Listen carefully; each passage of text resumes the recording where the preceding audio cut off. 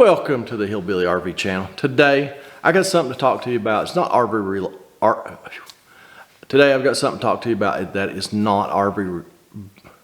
Today, I've got something to talk to you about that is not RV related, but it's just how our society's going. And the topic of today's discussion is, where are our tradesmen going to come from in the future? And when I say tradesmen, that includes you gals. Where are our trade people going to come from? I mean, everybody knows this is a problem, but this right here just brought it to the forefront for me again just the other day. This is the seat out of my old 1976 Chevy pickup over there. It's incredibly uncomfortable. The foam is all broke down. It needs a new cover. Yeah, I can spend $500 or $600 buy new foam, new covers, and fix it myself. But I don't want to put that kind of money in that truck. That is not a show truck. Never will be a show truck. You know, and I'm just not going to put $500 or $600 in a seat. So, earlier this year, I got a business card and a little flyer in the mail. It was from a upholstery shop, and it said it does cars and trucks and RVs and boats and stuff like that. So I never dealt with this guy before because, I mean, used to have a guy that I dealt with all the time, and he does upholstery for a few months, and then he goes and gets another job, and then he don't do upholstery. And so right now he's not doing upholstery, so this was my only option. So I gave the guy a call. Talked to him for just a little bit. Nice young, a nice feller, really nice feller. Told me he was 73 years old. He's been doing upholstery for 40 years, and he is the last one in our area. Beckley, West Virginia, is a town of 28,000 people, something like that. When I was a teenager, there was probably at least a half a dozen upholstery shops in or around Beckley, close. And there was probably a half a dozen people doing it as a side gig in their basement or their garage. So you can get stuff upholstered like this every day of the week. So I called this guy. He is booked out a year and a half. 73 years old. He's booked out a year and a half. And he's like, well, I'll take your name and number, and I will give you a call if something opens up. But he told me that, he said, I've looked for years for an apprentice, someone who wants to learn the trade, young person, or anybody that just wants to learn the trade, wants to go into upholstery business. He said, I've gone to the schools, vocational schools and stuff like that, and tried to get them to start a class up. He said, I teach it, you know, but there's no interest. You know, and I've had the same issue. I tried to find someone to apprentice, you know, my job, working on RVs, and Cameron was a fantastic apprentice. He was the only young feller that I ever had that actually liked the work and told me that he wanted to take over my business someday. And then things changed. He decided to go a different route. But he's still working with his hands. Or he was. Now he's doing something else. But anyhow. But we as a society, we have to stop indoctrinating our kids from the time they're able to talk, you know, that they need to go to college. If they ever want to have a good job, they ever want to, you know, have anything in life, they've got to go to college. We have to stop that. Yeah, some kids need to go to college, but there's a lot of kids that would do good going into a trade. You know, we need to bring back shop class, because I think a lot of these kids they're brought up in homes now where they may never work with their hands. They may never actually see anybody work with their hands. They don't know if they'd like to work with their hands. Bring back the shop classes in schools. Let these kids, when they're still in high school, at least get some experience. See if they like working with their hands. We've got an awesome vocational school here. Did have when I went to school. I'm assuming that it's still viable. I just wonder about attendance. I just wonder, what their attendance is like. Because gosh, when I went to vocational school, junior and senior year of high school, I took welding. I knew I didn't want to be a welder professionally, but I enjoyed welding. I took the class. I learned, I'd already been welding for 5 years when I started the class. Dad started me out young. But, there was carpentry classes and masonry classes and plumbing classes and, just you name it. Just all the trades were represented back in the day. I hope that's still true. All auto mechanics, stuff like that. But we as a society have to, and I have been guilty of it, as well. We just have to stop indoctrinating these kids from toddler on that they have to go to college, because if these kids want to do something that requires college, that's awesome.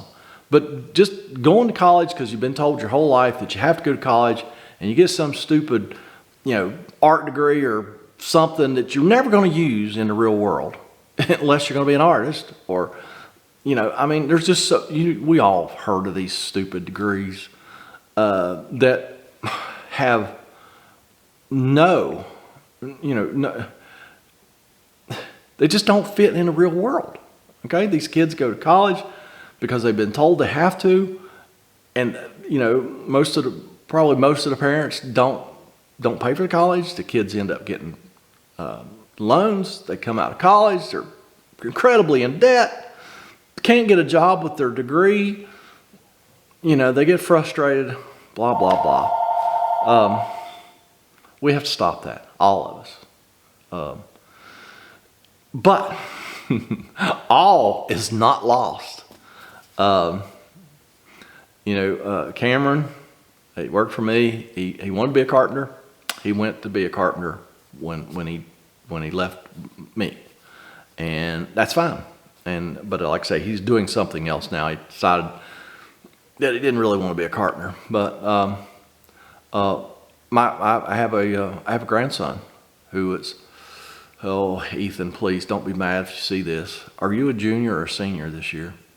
But he's taking plumbing in vocational school. He wants to be a plumber. That is fantastic. He will take 2 years of plumbing at vocational school for free. And then when he graduates, he can probably go straight to a plumbing company and work as a journeyman plumber for however many years and work his way up, and he will make good money. Will he be a millionaire? Probably not, unless he decides to run his own company someday and has a bunch of people work for him. But he'll make a good living, and he won't come out of school $150,000, $200,000 in debt with some stupid degree that he's never going to use. And there's plenty of work for tradesmen. This is a prime example right here.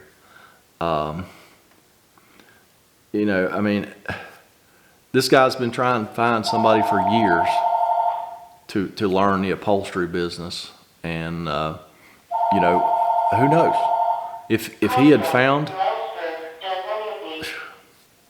That's Dad's phone. Got one here in the garage. That's another thing. I guarantee that phone rings off the hook when I'm down here in the garage, and I guarantee you 95% of them are telemarketers trying to take advantage of elderly. Sad. My niece and nephew are another really good example. they knew they didn't want to go to college. My brother works for a Caterpillar dealership in Oklahoma, and they have a program where kids out of high school can, they'll pay them to go to school for 10 months, I think, to be a mechanic. That's what Mason wanted to do. He wanted to be a heavy equipment mechanic like my brother. And so he went to school, got paid to go to school, come out, and they gave him a job. He has to work there for 2 years to satisfy his contract with them. And he's doing fantastic. My niece, she didn't want to go to college. She works at the Caterpillar dealership as well. She works in the rental wash bay. You know what? Neither one of them kids, I'm so proud of them kids. I mean, neither one of them come out of school with any debt. They went right to work, and they're being productive citizens. They're paying their taxes, and they're going to have. I mean, they're going to do great. Both of them. So, yeah, another really good two really good examples right there. You don't have to go to college. Did I say that already? You don't have to go to college. We just need trades. We need tradesmen. We need bad. And even if we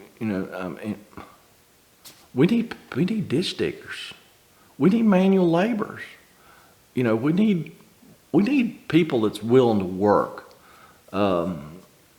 We all know. We all drive around. Every business you drive by has a help wanted sign in the window. They can't find people to work. I don't know about that, but I do know that we just need to stop indoctrinating our kids and telling them they have to go to college. That's not true. Not every kid is meant for college. I wasn't meant for college, and I knew that.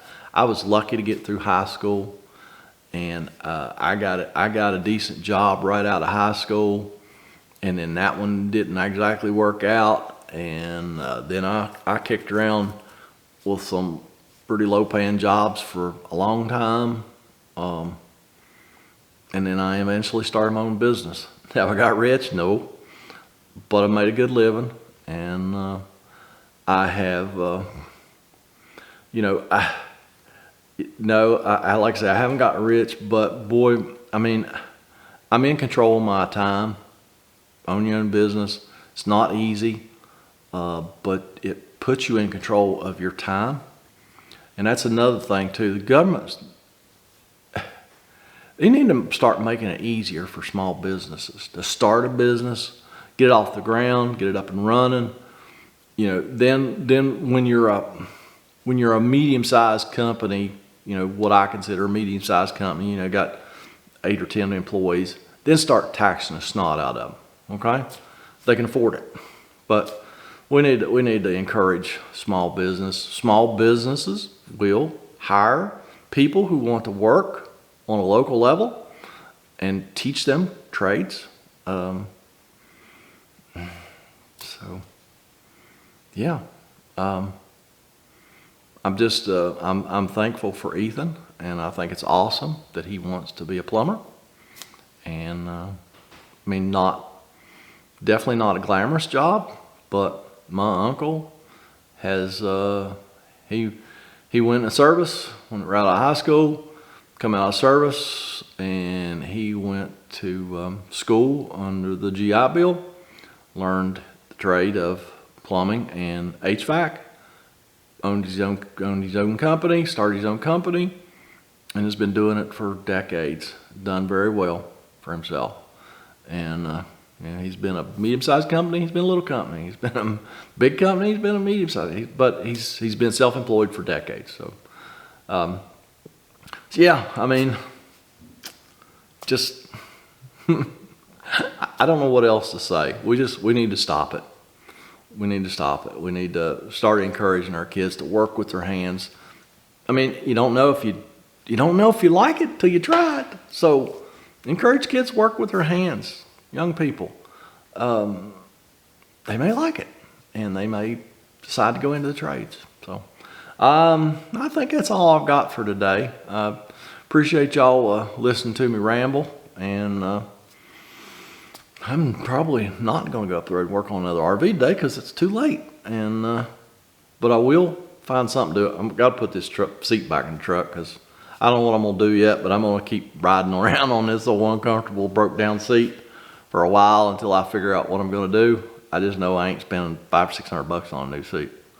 Well, I mean, just new stuff to fix this one. Probably have this thing repaired.